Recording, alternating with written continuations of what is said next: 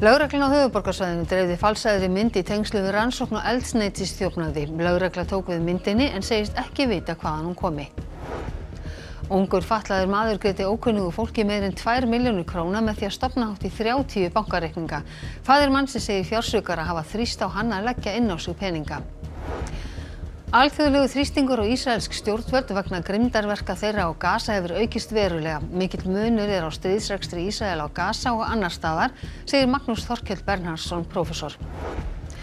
Utanríkisráðherra segir að Evrópusambandið brjóti gegn EES-samningnum falli það ekki frá fyrirhuguðum tollum á kísilmálm frá Íslandi og Noregi. Þingmenn lýstu þungum áhyggjum á fundi með ráðherra í dag.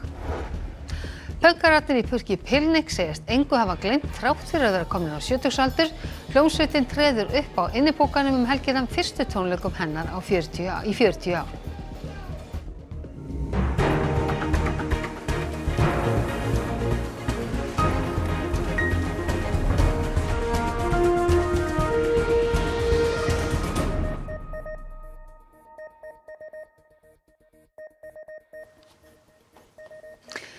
Komiði sæl. Lögreglan á höfuðborgarsvæðinu birti falsaða ljósmynd í tengslum við rannsókn á eldsneytisþjófnaði.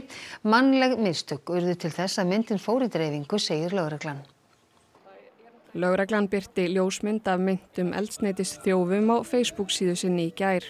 Átt hafði verið við myndina sem var upprunalega mjög óskýr stillimynd úr eftirlitsmyndavél, líklega með gervigreind sem skáldar í eyðurnar. Lögregla fékk myndina senda eftir breytingarnar. Ákveðið var að óska eftir aðstoð almennings til að afla upplýsinga mennina á myndinni. Það er hjá okkur núna þannig að það eru 2 til 3 sem þarf að samþykkja það áður en hún fer í umferð. Það tekið samtal það og tekið alveg upplýst ákvörðun að hún eigi að fara í birtingu. Þeir sem þekkja til segja augljóst að myndin sé fölsuð. Allan að mínum augum þá er hún augljóslega fölsuð. Unnin að gervigreind andlitin eru þannig og svo náttúrulega bara öll sögnin í henni. Það er sett gullkeðja á skúrkinn og svo framvegis. Í morgun fékk lögreglan fyrst upplýsingar að átt hefði verið við myndina og sendi í kjölfarið frá sér tilkynningu þar sem áréttað er að myndin er fölsuð. Hérna er bara mannleg mistök sem að verða til þess að þetta gerist. Að ég biðst afsökunar á myndbirtingunni og hún er alveg réttilega óheppileg og við þurfum bara að vinna með það og reyna þá að afla þess að traust aftur þegar við erum að senda út myndin þessum hætti. Lögreglan veit ekki frá hverjum eða hvaðan myndin kemur upprunalega. Það eru þarna einstaklingar á myndinni sem eru mögulega til, við vitum það ekki og þarna eru kannski mögulega saklausir menn sem hefur verið að saka eitthvað afbrot. Það er alltaf óheppilegt og alvarlegt. Það getur verið varhugavert að biðja gervigreindina að fylla í eyðurnar. Hérna var hún beðin að skerpa á óskýri mynd af fréttamanni og útkoman var talsvert langt frá upprunalegu myndinni. Það er náttúrulega til alls kyns búnaður og myndgreiningargögn sem er náttúrulega verið að vinna bara núna af því að það er bara verið að elta þessa tækni. En staðan er einhvern veginn þannig að hver sem er getur látið hvern sem er líta út hvernig sem er og segja bara eitthvað og í miklu meiri gæðum. Ungur fatlaður maður lét ókunnugu fólki í 2 milljónir króna á örfáum dögum. Foreldrar hans segja hann fórnarlamb fjársvika. Hann hafi verið hvattur til að stofna 20 bankareikninga og fá yfirdráttarheimild á þá alla. Viðskiptabanki mannsins greip ekki inn í fyrr en eftir á. Faðir mannsins sem vill ekki láta nafn síns getið segist enn vera að greiða úr ótal reikningum sem sonur hans stofnaði fyrr í mánuðinum. Sonur hans sé ekki vel fjármálalæs, hann er með greindarskerðingu og aðrar raskanir. Foreldrarnir hafi því fylgst grannt með fjármálum hans í gegnum árin. Hann sé trúgjarn og hafi alltaf viljað hjálpa þeim sem segjast fyrir neyð. Nýverið komst hann í kynni við karl og konu á netinu sem bæði hafa hlotið dóma, meðal annars fyrir fíkniefna og ofbeldisbrot. Þau kynni reyndust fjölskyldunni dýrkeypt. Á einni viku fengu þau manninn til að leggja út samanlagt 2.020.000 krónur. Hann stofnaði 29 reikninga hjá Íslandsbanka og fékk með þeim 1,5 milljón króna í yfirdráttarlán. Hann greiddi 190.000 með netkíró og 330.000 með korti frá Síminn Pay. Megnið af því fé eyddu tvímenningarnir á krám í höfuðborginni. Í skriflegu svari frá Íslandsbanka segir að fjöldi reikninga hafi ekki áhrif á hámark yfirdráttarheimildar sem viðskiptavinur getur fengið. Eftirlitskerfi bankans nemi óreglulegt mynstur í hegðun viðskiptavina og svikavakt hafi samband. Fjölskyldan var að lokum boðuð á fund hérna hjá Íslandsbanka á Akureyri en þá var ungi maðurinn búinn að stofna hátt í 30 reikninga. Því spyrja þau, hefði ekki mátt grípa inn í aðeins fyrr. Foreldrarnir töldu sig fram að þessu hafa góða stjórn á fjármálum mannsins. Hann leggur útborguð laun sína á reikning foreldrana sem útvega honum peninga eftir þörfum. Þau trúðu því ekki að drengurinn geti komið sér í svo mikla skuld á svo skömmum tíma. Fólk með þroskaskerðingu oft auðvelt skotmark fyrir fjársvikara. Samtökin Þroskahjálp kannast því miður við mörg svona dæmi þar sem að rafrænar lausnir eru notaðar til að hafa fólki háar fjárhæðir. Það eru þung skref að svipta mann fjárræði fyrir dómi en fjölskyldan segir það líklega framundan. Þau vona að saga þeirra verði víti til varnaðar. Fjársvikarar þurfa ekki nema örstuttastund með viðkvæmum einstaklingum í fjármálaumhverfi sem þessu. Aukinn þrýstingur á stjórnvöld í Ísrael að láta af grimmdarverkum á Gaza. Síðasta sólarhring drap herinn yfir 100 manns. Stór hluti þeirra var í biðröð eftir hjálpargögnum. Ísraels her drap 111 hið minnsta á Gaza síðasta sólarhring. 91 þeirra biðu eftir hjálpargögnum og mat samkvæmt heilbrigðisráðuneyti Hamas-samtakanna. Auk þess urðu 2 hungurmorða. Ísraels her hefur drepið rúmlega 60.000 manns síðan Hamas réðust inn í Ísrael 7. október fyrir tæpum 2 árum. Steve Witkoff, erindreki Bandaríkjanna í Mið-Austurlöndum, kom til Ísraels í morgun til fundar við Benjamin Netanyahu, forsætisráðherra Ísraels. Ísraelskir fjölmiðlar segja hann ætla að fara í miðstöðvar þar sem hjálpargögnum dreift á Gaza. Heilbrigðisstarfsfólk hvatti Witkoff í dag til að heimsækja sjúkrahús á Gaza og sjá með eigin augum þjáningar fólk sem þar dvelur. Sænska ríkisstjórnin hvatti Evrópusambandið í morgun til að stöðva viðskipti við Ísraela sem allra fyrst í þeim tilgangi að þrýsta á þá að hleypa neyðargögnum til Gaza. And the other answer is that I now see a change in the council and a bigger opportunity now to have this decision actually go through the council, but it will be difficult, but I will do what it takes. Alþjóðlegur þrýstingur hefur aukist mikið á ísraelsk stjórnvöld vegna grimmdarverka þeirra á Gaza. Jóhann Wadepool, utanríkisráðherra Þýskalands, segir samningaviðræður 2 ríkja lausn verða að hefjast strax. Í lok þess ferlis geti þýsk stjórnvöld viðurkennt sjálfstæði Palestínu. AFP-fréttaveitan hefur eftir Wadepool að nýleg ráðstefna Sameinuðu þjóðanna 2 ríkja lausn sýni að stuðningur við Ísrael sé sífellt að minnka. 10 ríki hafa viðurkennt sjálfstæði Palestínu síðan Hamas-samtökin réðust inn í Ísrael 7. október 2023, drápu yfir 1200 manns og tóku á 300 í gíslingu. Samtals hefur mikill meirihluti aðildarríkja Sameinuðu þjóðanna, 147 af 193, viðurkennt sjálfstæði Palestínu. Á allra síðustu dögum bættust 3 þungavíktarríki á Vesturlöndum, Frakkland, Bretland og Kanada í hóp þjóða sem ætlaði að gera slíkt hið sama á allsherjarþingi Sameinuðu þjóðanna í september. Auk þeirra hafa stjórnvöld í Portúgal og á Möltu tilkynnt samskonar ákvörðun.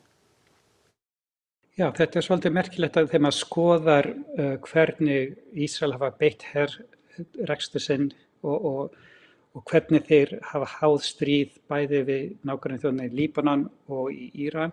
Íran sem nokkuð þúsund kílómetri í burtu, þeir voru mjög nákvæmir þar og tóku að lífi háttsetta embættismenn vissu nákvæmlega hver átti heima og vísindamenn og þess háttar.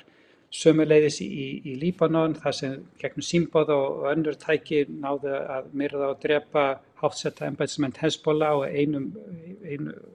einn helgi raun og veru, en hafa ekki verið eins nákvæmir í Gaza. Er sem sagt þetta taktíkin og strategíin að vera ónákvæmur á Gaza og þar af leiðandi þá þetta greinilega svona þjóðarmorð að reyna að eyða og drepa eins mikið af fólki og eyðileggja eins mikið af stofnunum og byggingum og líf fólks þar og þessu slóðum miðað við hvernig þeir haga sér annars staðar í sínum herrekstri. Utanríkisráðherra segir að áform Evrópusambandsins að leggja verndartolla á íslenskt járnblendi og kísilmálm séu ótvírætt brot á EES-samningnum og þeim verði mætt með aðgerðum. Það sé ólíðandi að reynt sé að fara á svig við samninginn. Ráðherra fundaði í dag með þingmönnum Norðvesturkjördæmis og sveitarstjórnum sveitarfélaga á Vesturlandi sem eiga mest undir. Ráðherra ítrekar að mikið geti verið í húfi. Ísland vinni þétt með Norðmönnum í þessu máli, niðurstaða liggja ekki fyrir, en viðræður með hagsmuni Íslands að leiðarljósi hafi mjakast áfram. Nú Alexander Kristjánsson fréttamaður, það er enn óvíst hvort að verði í raun og veru af þessum tollum. Já, í raun. Tollarnir eiga að taka gildi 19. ágúst sem eftir tæpar 3 vikur og þeir eiga að gilda fram í febrúar hið minnsta. En það liggur ekki ennþá fyrir hvort og þá í hvaða formi það yrði. Utanríkisráðherra hefur verið í viðræðum við Evrópusambandið, eins og þú segir. Það má eiginlega segja óvissa lýsi stöðunni svona best. Já. En ef af þessu verður, þá eru áhrifin mest á Vesturlandi, ekki satt? Jú, það er bara ein kísilmálmverksmiðja í rekstri á Íslandi og það er á Grundartanga í Hvalfjarðarsveit og þangað er helmingu framleiðslunnar fluttur til Evrópusambandsins, þannig að það er mikið í húfi og við litum einmitt við á Grundartanga áðan. Við erum búin að vinna með utanríkisráðuneytinu síðan í desember og þeir hafa vægast að staðið sig alveg afskaplega vel í öllu sem þessu tengist og samstarfið við þá hefur verið alveg ofsalega gott. En það sem náttúrulega mestu máli skiptir er að við séum ekki skilin eftir fyrir utan. Fyrir íslenska starfsemi sem vinnur undir evrópskri löggjöf meira og minna með þeim kostnaði sem því fylgir að við þurfum á því að halda til innri markaði í Evrópu til þess að viðhalda samkeppnishæfni. En það segir sig sjálft í samfélagi sem er 9.000 manns og Akranesi eru heildarlaunatekjur af atvinnulífi einhvað 20% tengdar stóriðju og Grundartangasvæðinu. Það er annarra stóru vinnustofunum þar undir. Þannig að þetta eru gríðarlega mikil áhrif. En áhrifin, hvernig svæði myndir líti út ef allt fer á verstaveg, það höfum við ekkert reynt að leggja mat á. En Alexander, þetta er nú nokkuð einstakt, er það ekki að tollar sem Evrópusambandið leggur á eigi að ná til Íslands? Jú, Ísland er auðvitað aðili að EES-samningnum og í því felst tollfrelsi á flestar vörur. Það er nú svona kjarninn í samningnum, þetta frjálsa flæði á vöru og þjónustu og fleiru. En við erum ekki í tollabandalaginu og Evrópusambandið beitir því fyrir sér að þetta sé eitthvað konar öryggisráðstöfun eins og komum fram. Og þingmenn kjördæmisins, þeir lýstu þungum áhyggjum á fundi með ráðherra í dag og utanríkisráðherra, hún segir að áformin brjóti bara hreinlega gegn EES-samningnum.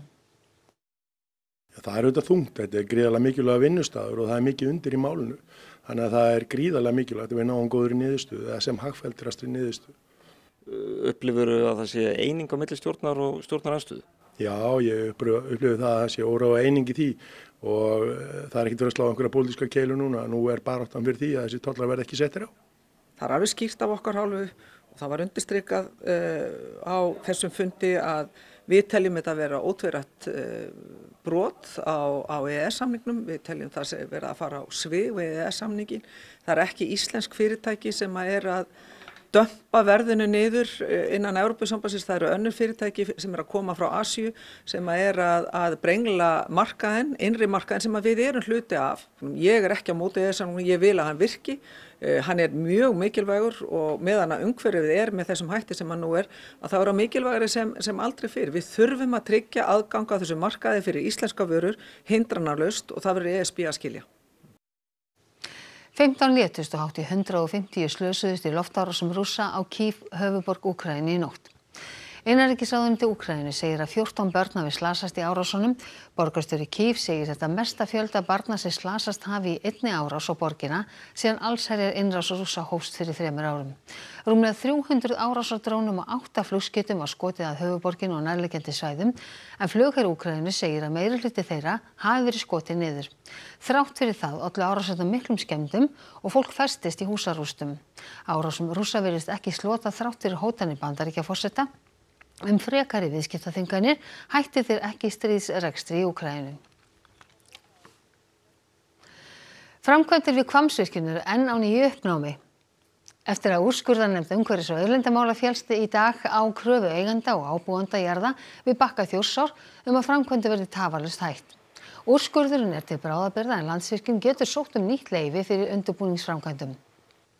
Virkjunarleyfið var fellt úr gildi bæði fyrir héraðsdóm og Hæstarétti fyrr á árinu.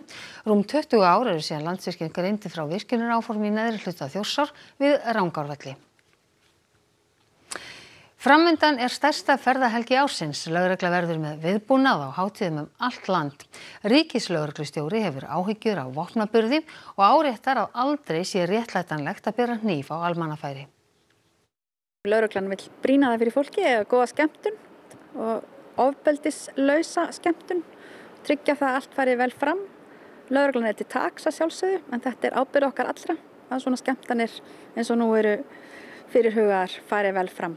Alvarlegum ofbeldisbrotum hefur fjölgað talsvert að undanförnu, ekki síst þar sem vopni beitt. Hættan eykst þar sem margmenni kemur saman. Við höfum áhyggjur af vopnaburði, við gerum áhættumat fyrir svona stórar hátíðir, en fyrst og fremst höfum við bara séð það að það ansi mikill vopnaburður. Hann búin að vera að aukast mjög mikið, við erum komið með yfir 100 tilvik það sem af ári og það bara mjög alvarlegt. Háar sektir og alvarleg mál sem eru að koma upp. Þannig að það þarf að brýna það að þetta ekki staðir til þess að vera með hníf og aldrei að vera með hníf á almannafæri. Bara aldrei, það aldrei réttlætanlegt. Lögreglan verður einnig með strangt eftirlit í umferðinni. Við erum að sjá yfir 800 mál þar sem fólk tekið alvarleg akstur bara á tímabilinu frá janúar til júlí og svo annað eins þar sem fólk undir áhrifum efna. Og það eru auðvitað gríðarlega áhætta og við erum að sjá líka mjög mörg alvarleg atvik í umferðinni. Þannig að það ástæða til að staldra við, vanda sig og tryggja það að allir komi heilir heim. Hljómsveitin goðsagnakennda Purkupilnik vaknar af 40 ára dvala á stórtónleikum helgina. Þrátt fyrir að vera komnir á sjötugsaldur segjast þeir engu hafa gleymt.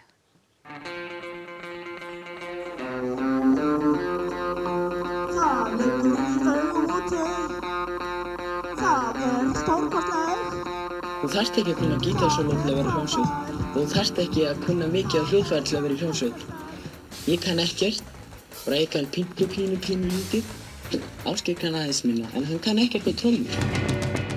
Purkupilnik var vart að kynna fyrir tónlistarunnendum hér á landi, enda þykir hljómsveitin spila lykilhlutverk í íslenskri tónlistarsögu. Hún var stofnuð árið 1981 og var afkastamikil í þá 18 mánuði sem hún starfaði. Eftir hana liggja 4 plötur og á 7. tug laga. Hljómsveitin treður upp á tónlistarhátíðinni Innipúkanum helgina, fyrstu tónleikum hennar í 40 ár. Við höfum aldrei áhyggjur, af því að málið ekki hvað við getum, heldur hvað við gerum. Við erum svo hressir og kátir ungir piltar að það meira sé að kvartað undan hávaða frá okkur þó að við séum allir komnir á sjötugsaldurinn og beðnir að hætta þessum hávaða. Þannig að það hefur ekkert breyst í 43 ár. Hvernig svona að klæða sig í þessi pönkara föt aftur? Við vorum aldrei pönkarar, þannig að þetta bara fyrst og fremst rock. Ég meina það vildi svo til að við erum á þessu tímabili sem heitir Karla Punk-tímabili en ég meina það sem við spilum fyrst og fremst bara rock'n'roll. Hljómsveitin hefur verið á stífum æfingum undanfarnar vikur. Á lagalistanum á laugardag verða gömul lög í blandið glæný. Til að kannski að umorða þetta, hverju eigum við vona á frá áhorfendum. Við komum þarna og það er eiginlega viðbrögðin að því að viðbrögð fólks skipta höfuðmáli. Þannig að ef að engum finnst gaman að okkur og byrjar að grýta okkur með vínberjum að þá tökum við því náttúrulega fagnandi og borðum vínberinn. Við erum ekkert að hægja á okkur þó að við erum komnir allir með göngugrind og annað í þeim. Við tökum vítaminin okkar. Já, og ég með súrefniskútinn minn og svoleiðis. Óli, frá tónlistinni yfir í veðrið, það það sem allir að tala um. Hvernig lítur þetta út núna svona næsta sólarhringinn? Sko, þetta eru 2 lagðir sem að koma til okkur á morgun og það í raun svo fyrri sem að kemur með rigningu fyrirpartinn og ekkert mikinn vind, en svo kemur svo seinni inn í hana, seinnipartinn og annað kvöld og þá bætir verulega bæði í vind og úrkomu og það þá sérstaklega sunnanvert landið. Það kortið sem við sjáum núna? Já, það annað kvöld? Þetta á miðnætti annað kvöld. Og þá eiginlega báðar gulu viðvaranir bæði fyrir Suðurland. Það þá aðalega undir Eyjafjöllum, Mýrdalurinn og svo Vestmannaeyjar. og svo sunnanvert miðhálendið. Já, en einmitt, þú segir sunnanvert miðhálendið, þá spyrjum við bara hvað ber helst að varast í þessu veðri? Það mjög líklegt að verði vatnavextir, þannig að vöð og óbrúðar ár verða margar hverjir illfærar eða jafnvel bara ófærar og menn verða að vera á almennilegum bílum eða ætla að reyna við svoleiðslega og eins líka með þá sem ætla að vera í tjaldi aðra nótt og það er engin sérstök hugmynd. Nei. Og þannig að þú ert líka að segja það eins og þeir sem eru að huga að gönguferðum og hálendisferðum, þeir eru bara að skoða veðurspána áður en þeir íhuga að leggja af stað. Já, best er að þeir eru allavega með pláss í skála, það er allavega strax skárra. Þetta er allavega það slæm spá annað kvöld og aðfarandi laugardagsins. Já. Mun það svo lagast? Það skánar. Það verður ekkert sérstaklega gott hérna á sunnan- og vestanverðurlandinu en það verður mun betra fyrir norðan og austan, hægari vindur og minni úrkoma. Óli, takk fyrir þetta. Þú ferð þetta nánar yfir þetta hér rétt á eftir. En næst ætlar Almar Ormarsson, hann ætlar að segja okkur hvað ber hæst á þessu mikla íþróttakvöldi í allavega í fótboltanum. Við kíkjum í Kópavoginn þar sem fyrstu deildarlið IBVF sækir nú bestu deildarlið Breiðabliks heim í undan úrslitum Mjólkurbikars kvenna. Sigurvegarinn mætir FH í úrslitaleiknum 16. ágúst. 3 íslensk lið eiga nú heimaleik í forkeppni sambandsdeildar Evrópu í fótbolta. KA leiddi í hálfleik gegn danska liðinu Silkeborg. Og 18 ára sundkona heldur áfram að skrifa söguna á heimsmeistaramótinu í 50 metra laug. Íþróttir eftir augnablik. Og áður en við kveðjum ykkur þá ætlum við að rifja upp helstu atriði fréttatímans. Lögreglan á höfuðborgarsvæðinu dreifði falsaðri mynd í tengslu við rannsókn og eldsneytisþjófnaði. Lögreglan tók við myndinni en segist ekki vita hvaðan hún komi. Ungur fatlaður maður greiddi ókunnugu fólki meira en 2 milljónir króna með því að stofna hátt í 30 bankareikninga. Faðir mannsins segir fjársvikara hafa þrýst á hann að leggja inn á sig peninga. Nánar þetta mál á ruv.is. Alþjóðlegur þrýstingur á ísraelsk stjórnvöld vegna grimmdarverka þeirra á Gaza hefur aukist verulega. Mikill munur á stríðsrekstri Ísraela á Gaza og annars staðar, segir Magnús Þorkell Bernharðsson prófessor. Utanríkisráðherra segir að Evrópusambandið brjóti gegn EES-samningnum falli það ekki frá fyrirhuguðum tollum á kísilmálm frá Íslandi og Noregi. Þingmenn lýstu þungum áhyggjum á fundi með ráðherra í dag. Pönkararnir í Purkipilnik segist engu hafa gleymt þrátt fyrir að vera komnir á 70-aldur. Hljómsveitin treður upp á innipúkanum helgina, fyrstu tónleikum hennar í 40 ár. Þessum fréttatíma að ljúka og það koma að fréttum af íþróttum og veðri. Nýjustu fréttir má alltaf finna allan sólarhringinn inn á ruv.is og þá má alltaf senda okkur ábendingar á fréttir hjá ruv.is.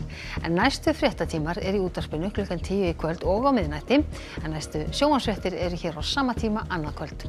En við á fréttastofunni, við ætlum hins vegar að segja þetta gott að sinni. Verið sæl.